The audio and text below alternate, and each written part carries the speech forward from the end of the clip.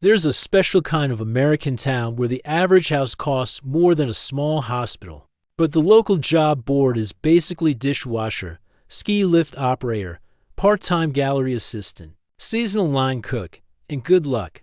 And that is where the American dream goes to get valet parked. We are told that rich towns are rich because they have rich economies, big salaries, big companies, big opportunities. You know, the normal Lincoln propaganda. But some of the most expensive small towns in America are not expensive because local wages are high. They are expensive because rich outsiders, second home buyers, remote workers, retirees, investors, vacation rental owners, and people with inherited money decided that scenery should be monetized until the barista needs a helicopter commute. This is not a video about poor towns. This is worse. This is about rich towns that cannot function because the people who keep them alive cannot afford to live there. The house is for $1 million. The restaurant is closed on Tuesdays because they cannot staff the kitchen. The hotel charges $800 a night, but the housekeeper lives an hour away over a mountain pass. The town has boutiques selling handmade alpaca scarves, but the school district cannot find teachers. The grocery store has $11 granola and no cashiers. Truly, late-stage lifestyle branding is a beautiful illness. And no, when I say no jobs, I do not mean nobody works there. These places have jobs. They have tons of jobs. That is the sick part. They have service jobs, tourism jobs, government jobs, school jobs, hospital jobs, maintenance jobs, landscaping jobs, hospitality jobs, food jobs, ski jobs, boat jobs, golf jobs, and every other job required to make rich people feel like they are getting away from it all. They just do not have many jobs that allow normal workers to buy the houses. That is the trap. Because outsiders look at towns like Jackson Hole, Aspen, Nantucket, or Telluride and think, wow, so much wealth. Locals look around and think, cool, but who is going to fix the plumbing? This matters right now because the pandemic did not just raise home prices. It rewired them. Geography of wealth. Remote workers moved into vacation towns. Second home owners became semi-permanent. Investors discovered every scenic zip code like a raccoon discovering an unlocked trash can. And now small towns that used to be expensive are becoming structurally absurd. The national housing crisis is bad, but in these towns, it becomes almost cartoonish. The income-to-home price ratio gets so warped that a six-figure job can feel like a part-time coupon. In Nantucket, a 2025 housing assessment found that the median home price had climbed to about $3.73 million in 2024, and that a household income above $1.4 million would be needed to buy the median-priced home. The same reporting said median family income was around $150,000. So yes, just earn almost 10 times the local family income and you can enjoy the privilege of owning a normal house on an island where the ferry schedule has more power than your life coach. So today we are counting down 14 small U.S. towns with million-dollar homes, but local economies that often run on jobs paying nowhere near million-dollar house money. This is not about mocking these places. A lot of them are beautiful, historic, culturally important, and genuinely beloved, but it is about saying the quiet part out loud. If nobody who works in a town can live in the town, that is not a housing market. That is a theme park with a municipal government. Number 14. Provincetown, Massachusetts. Provincetown is what happens when a tiny Cape Cod town becomes so charming that it accidentally prices out the people required to keep charming things operational. It is artistic, historic, queer, coastal, beautiful, weird in the best way, and packed in the summer with people who say we need it. This while paying dinner prices that suggest the Scallops have a trust fund. Zillow's 2026 snapshot puts Provincetown's average home value a little over $1 million, around $1.06 million. Meanwhile, the town's own housing materials say the primary use of housing in Provincetown is for vacation homes, and that home price growth is outpacing income growth. That is government document language for locals are losing the knife fight against cash buyers and linen pants. The lifestyle here is incredible if you already own property. Or if your bank account has a summer house of its own, you get beaches, art galleries, nightlife, history, and that salty Atlantic vibe where every building looks like it has seen drama. But the downside is obvious: a seasonal economy needs workers. And workers need beds. Not inspirational quotes about community. Beds, actual housing. If the town becomes mostly vacation homes, short-term rentals, and second residences, the person pouring the coffee may be commuting from somewhere that feels less like a town and more like a survival route. Provincetown proves that a place can be full of life and still struggle to house the people creating it. The town is fabulous. The housing math is wearing platform boots and threatening people. Number 13. Key West, Florida. Key West is paradise with a labor shortage and a hurricane deductible. This is one of the few places in America where a tiny house can cost over $1 million and still somehow look like it was assembled during a Jimmy Buffett fever dream. It is sunny, walkable, tropical, colorful, eccentric, and built on the economic principle that someone must always be available to serve drinks to. People who say they are basically locals because they visit twice a year. Zillow shows Key West average home value at about $1.03 million in 2026, while Redfin's March 2026 data showed a median sale price around $1.2 million. And yes, that is for a city where many local jobs are in tourism, hospitality, restaurants, government, and services. The Florida Keys have been dealing with workforce housing as a full-blown community issue for years. The Florida Keys Community Land Trust says Hurricane Irma magnified Monroe County's affordable workforce housing problem, turning a shortage into a crisis. Key West Housing Authority also says its mission includes meeting the needs of moderate-income families in the local workforce. Translation: the people keeping the island alive are not asking for beachfront mansions. They are asking for a place to sleep that does not require winning a pirate treasure map. The lifestyle is magical. Chickens roam the street like unpaid city officials. The ocean is never far away. The sunsets look illegal. But the trade-off is that every square foot is scarce, every storm risk is real, and every job that pays normal wages is fighting a housing market built for vacation money. Key West is not short on work. It is short on places where workers can exist without needing. Buried treasure. Number 12. Truckee, California. Truckee is one of those mountain towns where the air is clean, the houses are expensive, and every local conversation eventually becomes about whether anyone can find a rental that is not secretly someone's ski cabin. It sits near Lake Tahoe, which means beauty, recreation, snow, forests, mountain culture, and real estate prices that behave like they were raised by venture capital. Zillow puts Truckee's average home value at about $1.01 million in 2026. That is right at the $1 million line, which is very impressive for a town where many workers are tied to tourism, resorts, restaurants, retail, construction, maintenance, schools, and local services. But the real issue is not just price.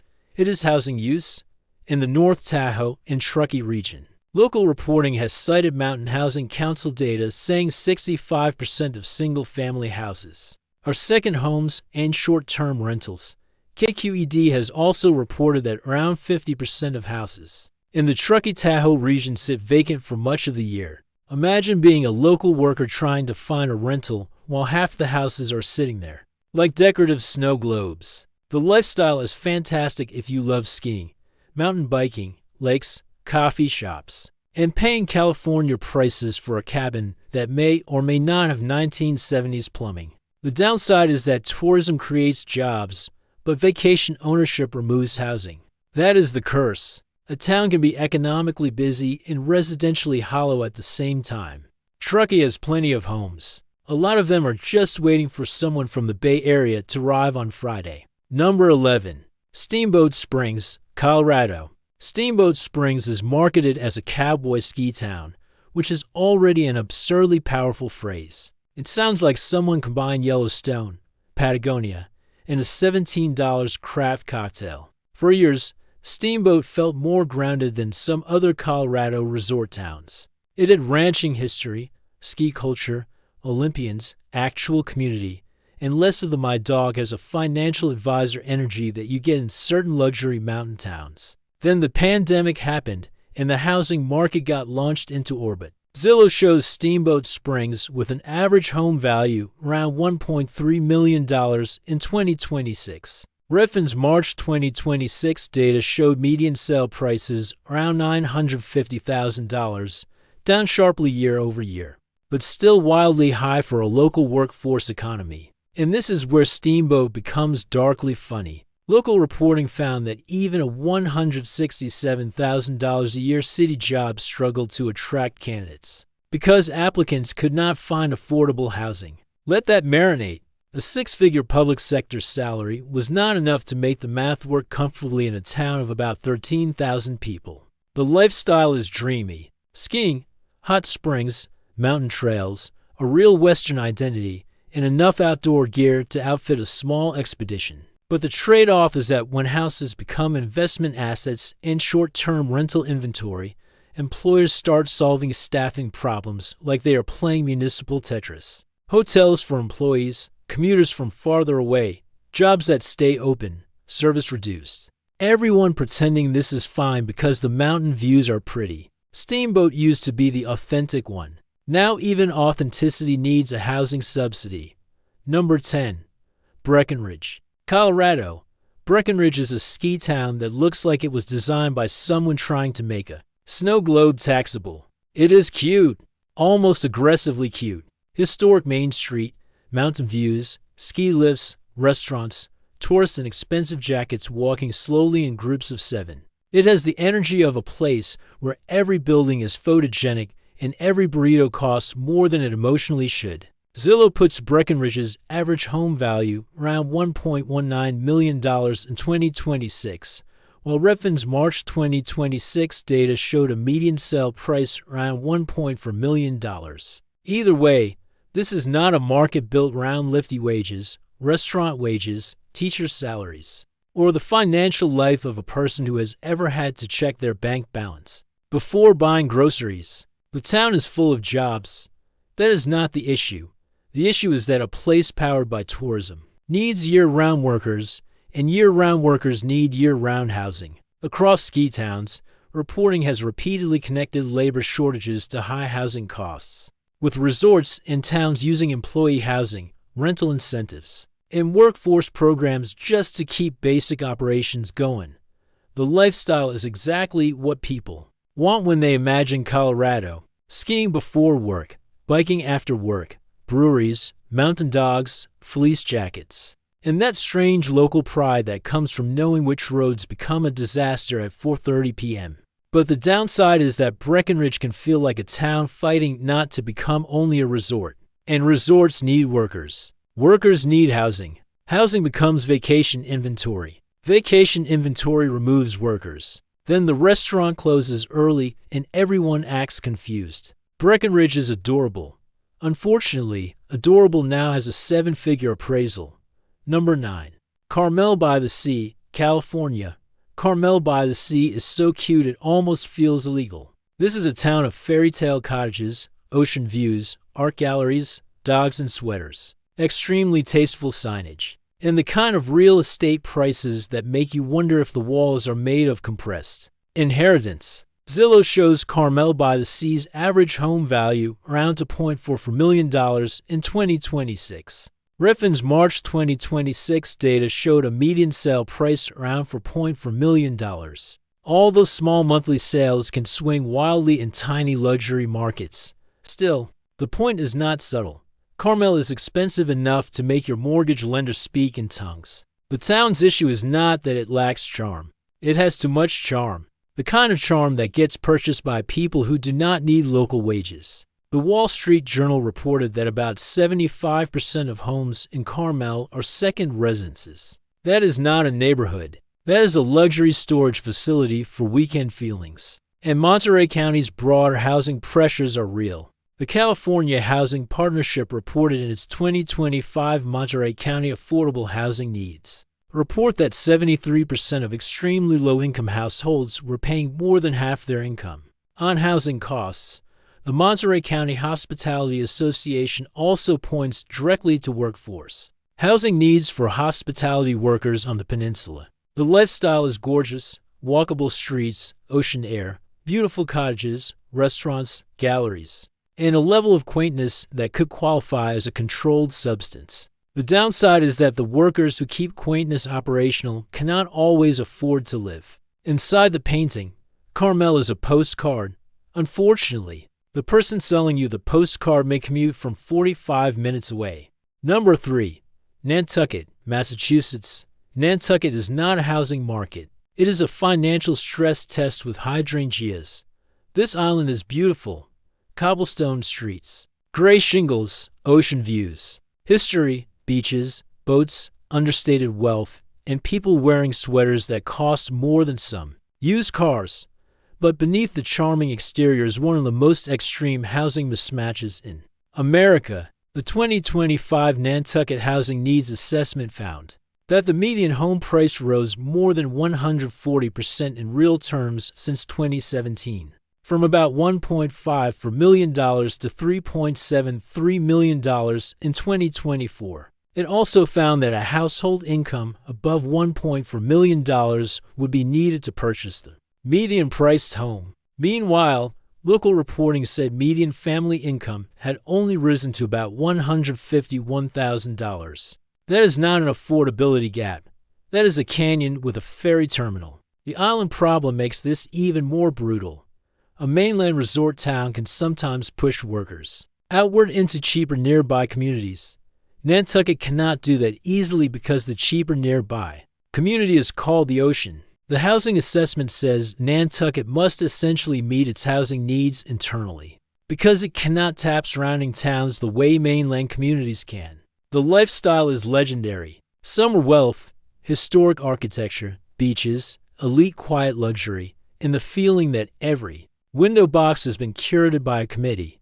But the downside is that the year-round community gets squeezed. The assessment also found year-round rental availability had dwindled, with the number of available rentals dropping to just 35, and median rent rising more than 70% between 2017 and 2025. Nantucket does have jobs, restaurants, ferry operations, healthcare, schools, landscaping, trades, hospitality, retail, government, construction. The issue is that the jobs are on an island where the median home needs an income. That sounds like a CEO accidentally read the wrong line of the spreadsheet. Nantucket is gorgeous. But if you work there, the housing market basically says, have you considered being a billionaire's nephew? Number 2. Aspen, Colorado. Aspen is what happens when a ski town becomes a luxury brand and then the luxury brand eats the town. There was a time when Aspen had miners, artists, ski bums, writers, eccentrics, locals, and people who were rich but at least pretended not to be unbearable about it. Now Aspen is still beautiful, still culturally important, still fascinating, and also a place where real estate listings read like they were written by a bank. Having a hallucination? Zillow shows Aspen's average home value around $3.35 million in 2026. Houseo's 2026 housing market page put the median home price around $3.37 million. And Financial Times reporting has described Aspen's detached home market in much higher ultra-luxury terms, with average detached homes reaching around $18 million. That is not a typo. That is an economy where a normal house price needs oxygen. Aspen has been dealing with workforce housing for decades because it saw the problem early. The Aspen-Pitkin County Housing Authority says its program began in the late 1970s, when local officials noticed homes and complexes being demolished for redevelopment. Its mission is to provide affordable rental and ownership housing to qualified workers who contribute to the local community and economy. That is good policy history, but also a giant flashing warning sign that the free market alone was not going to house them. People needed to run Aspen. The lifestyle is absurdly good if you can afford it. Skiing, dining, art, mountains, festivals, high-end everything, and enough wealth concentration to make a private banker develop seasonal allergies. But the downside is cultural erosion. If every modest house becomes a redevelopment opportunity, Every worker becomes a commuter, and every storefront becomes luxury retail. The town starts to lose the messy human middle that made it interesting in the first place. Aspen is still beautiful, but sometimes it feels less like a town and more like a velvet rope with snow. Number 1. Jackson Hole, Wyoming.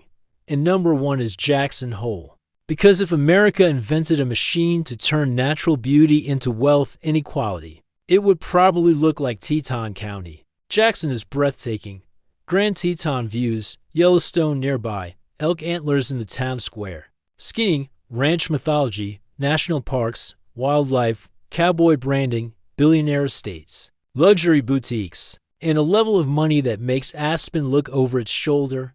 Zillow shows the average home value in Jackson at about $1.93 million in 2026, and Teton County around to $0.18 million. But local luxury reporting has described the single-family market in Jackson Hole at much higher levels, with the Wall Street Journal reporting a median home price around $4.5 million in the context of the worker housing crisis. The reason Jackson tops the list is not just price.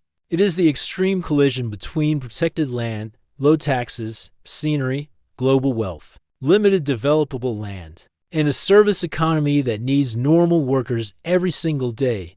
Teton County's 2025 housing supply plan says the community has a goal of ensuring at least 65% of the local workforce lives locally. That sentence is calm, but the meaning is spicy. A town has to make that a formal goal when the market is trying very hard to turn workers into commuters. And the commute problem became painfully obvious when the Teton Pass landslide damaged the route between Jackson and Idaho in 2024, increasing some workers' commutes by about 60 miles. That was not just a road problem. It was a housing problem revealing itself in geological form. The mountain basically said, "You built an economy that depends on workers living somewhere else?" Interesting. Number 8. Park City, Utah. Park City is where ski town Wealth discovered it could also be close to an international airport. That is dangerous. A remote luxury town is one thing, but a luxury ski town with an easy reach of Salt Lake City? That is like giving rich people fast charging. Zillow puts Park City's average home value around $1.58 million in 2026, and the high-end market goes far beyond that, especially around ski access, Deer Valley, and new luxury developments. But the jobs housing mismatch is where Park City gets weird. A study covered by KPCW found that only 12% of Park City's workforce lives in town, and that 44% of the city's housing stock consists of short-term rentals. Let that sink in. The town has a workforce, but the workforce mostly lives somewhere else. The houses exist, but a huge share of them are busy pretending to be hotel rooms. The lifestyle is polished. Skiing, Sundance energy, clean streets, trails, restaurants, luxury condos, and people wearing technical outerwear to do things that do not require technical outerwear. The downside is that the town risks becoming a labor importer. People drive in, serve food, tune skis, teach kids, clean rooms, fix pipes, then drive back out because the place they support is not built for them to live in. That is not community. That is commuting with mountain views. Park City has jobs. It just files them under please ride from somewhere cheaper. Number 7. Ketchum and Sun Valley, Idaho. Ketchum and Sun Valley are what happens when a beautiful mountain valley becomes an escape hatch for people who are already rich enough to escape things professionally. Sun Valley has old-school glamour. Ketchum has restaurants, galleries, outdoor life, and just enough rugged Idaho energy to make luxury feel tasteful instead of tacky. This is where wealth goes when it wants to pretend it is just here for the fly fishing. Zillow shows Ketchum's average home value around $1.61 million in 2026, while Sun Valley is around $1.19 million. Riffin's March 2026 data for Sun Valley showed a median sale price around $2.7 million. Though with small sales volume, numbers can bounce around like a ski boot in a dryer. The workforce issue is not theoretical. Ketchum has been working on multiple workforce housing projects, And local reporting says a city housing assessment estimated Ketchum needs roughly 663 to 980 to more housing units by 2032. The Forest Service also entered a 99-year lease agreement in Ketchum to help develop housing for Forest Service employees and other service workers. When the federal government has to help house its own workers in a resort town, the housing market has officially stopped pretending. The lifestyle is stunning. Skiing, hiking, rivers, clean air, mountains, cultural cachet, and enough understated wealth to make Aspen look like it is trying too hard. But the downside is that understated wealth still buys houses. Quiet money is still money. It just wears better boots. Ketchum wants to be a real town. The market keeps trying to turn it into a very scenic safety deposit box. Number 6. Big Sky, Montana. Big Sky is one of those names that sounds like a promise. Mountains, skiing, space, wilderness, Montana romance, and the idea that maybe you can still live somewhere that feels real. Then you check home prices and realize the sky may be big, but the buyer pool is apparently private equity. Zillow puts Big Sky's average home value around $1.87 million in 2026, and Redfin's March 2026 data showed a median sale price around $2.5 million. Big Sky is not a discount mountain town. It is a luxury resort economy wearing a cowboy hat. The jobs exist: resorts, construction, hospitality, restaurants, property management, guiding, retail, maintenance, and all the invisible labor needed to make a mountain town feel effortless.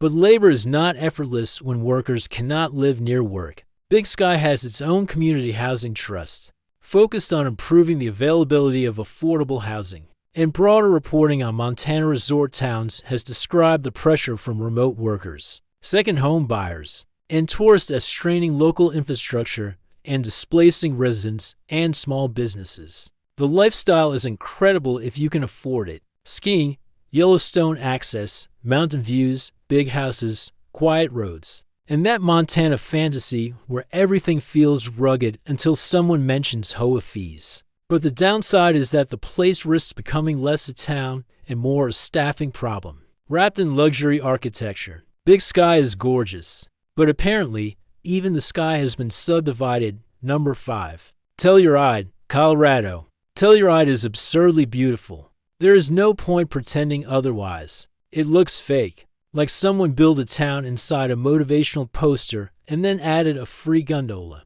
It is mountain walls, historic buildings, festivals, skiing, hiking, charm, and real estate prices that make normal people laugh in self-defense. Zillow puts Telluride's average home value round to $0.7 million in 2026. Property Focus listed a median single-family price around $1.2 million in May 2026, but with a median AVM value above $2.4 million for properties sold in the last year, which tells you the market is not exactly handing out coupons. The workforce housing pressure is also well documented. San Miguel County's 2025 Regional Housing Needs Assessment found the region needed 1,114 new units by 2034, with more than three-quarters of them in Telluride and Mountain Village. According to the Colorado Sun, the same reporting described tension in local rental programs, including vacancies in some regulated units despite deep overall need, which is the kind of bureaucratic paradox that makes housing policy feel like assembling IKEA furniture during a snowstorm. The lifestyle is elite mountain town fantasy: skiing, festivals, art, scenery, clean air, free gondola rides, and the smug joy of living somewhere that looks better than most people's vacation screensavers. But the downside is that beauty creates demand. Demand creates luxury pricing. Luxury pricing pushes out workers. And then everyone gathers to discuss why the preschool cannot hire enough staff. Telluride is proof that heaven needs a housing department. Number 4. East Hampton, New York. East Hampton is where the job market says seasonal assistant manager, and the housing market says hedge fund bonus. This is the Hamptons. So subtlety left the group chat decades ago. We are talking beach estates, old money, new money, finance money, media money, art world money, and people who describe traffic on the lie like they fought in a war. Zillow shows East Hampton's average home value around $2.01 million in 2026, down slightly over the past year. Redfin's February 2026 city data showed a median sale price around $3.5 million. Though with very low monthly sales volume, the exact figure can jump around. Either way, nobody is confusing this with an affordable local market. The local economy depends heavily on services, restaurants, landscaping, home maintenance, hospitality, retail, caregiving, construction, schools, and municipal work. But the houses are priced for people whose actual jobs are somewhere else entirely. New York Post reporting in early 2026 said Hampton's prices surged alongside Wall Street bonuses, with average home prices near $3.5 million in late 2025, and high-end cash-driven purchases dominating the market. Another report described a proposed East Hampton workforce housing project collapsing after backlash, which tells you the town recognizes the problem, but still cannot agree on where reality should be. Load to sleep. The lifestyle is glamorous: beaches, farm stands, restaurants, social prestige. Quiet roads in the off-season. In summer, people acting like renting a house for August is a constitutional right. The downside is that local workers often have to commute from farther inland. While the houses near the jobs sit behind hedges waiting for July, East Hampton has plenty of money. The problem is that most of it is just visiting. The lifestyle is unmatched if you can buy in. Mountains, skiing, wildlife, clean air, prestige, privacy, and the kind of scenery that makes people start saying things like legacy property without irony. But the downside is that Jackson's local economy can feel like a stage set. The wealthy own the backdrop. The workers drive in to keep the play running. And if the road closes, the whole illusion starts coughing. Jackson Hole is not a town with no jobs. It is a town with jobs that increasingly live somewhere else. And that is the entire problem. So, what do these 14 towns really tell us? They tell us that housing affordability is not just a big city problem. It is not just San Francisco, New York, Los Angeles, Seattle, Boston, or Miami. Sometimes the worst distortions happen in small places because small places have less land, fewer units, fewer rental options, more seasonal pressure, and a limited ability to absorb wealthy demand without breaking the local economy. A big city can be expensive and still have layers: neighborhoods, transit, job clusters, apartment stock, competing markets nearby. It may still be brutal, but there is at least some complexity. A small resort town is more fragile. One wave of second home buyers can change everything. One surge in short-term rentals can wipe out the rental market. One pandemic can turn a ski town into a remote work trophy case. One luxury development can raise expectations for the entire market. One local worker leaves, then another, and suddenly the town is asking why the school bus route is short drivers and why the restaurant closes at 8. This is the great absurdity of American luxury towns. They are full of demand, but short on community. They are full of houses, but short on homes. They are full of jobs, but short on jobs that pay enough to live anywhere near the jobs. And to be fair, none of this is easy to fix. It is not as simple as yelling build more housing into a canyon, although honestly, in some towns that might be the only affordable echo left. These places face real constraints: geography, environmental protections, water, traffic, sewage, local politics, historic preservation, wildfire risk, hurricane risk, island logistics, mountain passes, limited land, and residents who say they support workforce housing, just not on that parcel, or that road, or near that view, or before they finish their coffee. So the result is a strange American contradiction. The town needs workers, the market rejects workers. Then the town creates programs to re-import workers into a place the market has already expelled.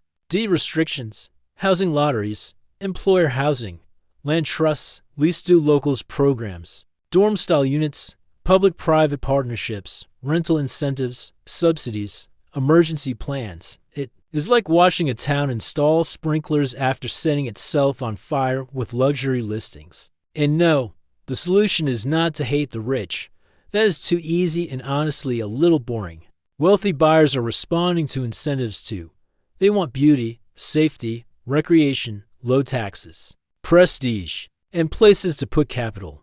The real question is whether towns want to be communities or luxury. Storage units with restaurants. Because a functioning town has to house more than the people who can win the market. It has to house the teacher, the nurse, the firefighter, the grocery clerk, the server, the mechanic, the snowplow driver, the housekeeper, the childcare worker, the park ranger, the bartender, the line cook, and the person who fixes the furnace at 2 a.m., while everyone else is posting sunrise photos. So here is the question. If a town becomes so expensive that the people who work there cannot live there, is it still a town? Or is it just a beautiful asset class with parking? Drop your town in the comments if you have seen this happen. Not to shame the place. Well, maybe a little. But mostly because the best stories are always from people who actually live inside the absurdity. And if this saved you from romanticizing $1 million cottage in a town, where the only local job pays in seasonal vibes, gently tap the like button. No drama. Just a small gesture against real estate delusion. Because the American dream is still alive in these towns. It just clocks in from 47 miles away.